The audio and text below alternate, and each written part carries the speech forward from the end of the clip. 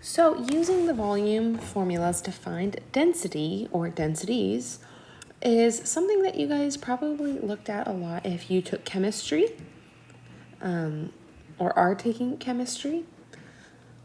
Density is the amount of matter that an object has in the given unit of volume. So it is found by mass over volume. So it can also, you'll also see it as M over V, where it's mass and volume.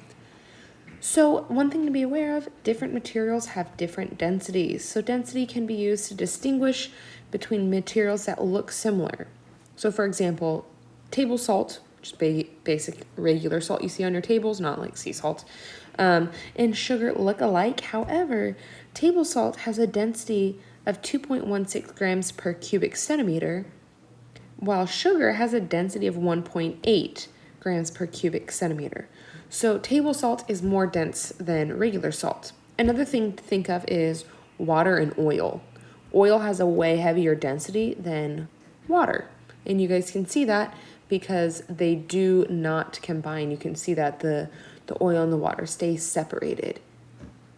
So that's quite possibly like one of probably the first like science experiments you'll see. I'm gonna add a photo in so you guys can get that visual. So it's a little fuzzy, but it's that classic science experiment where you put colored water in.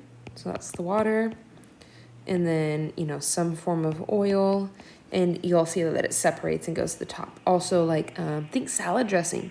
The vinegar has a less density than the oil, so they separate.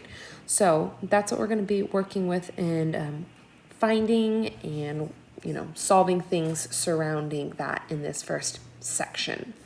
So once you get that down and are understanding that, go ahead. We're going to move into the next video.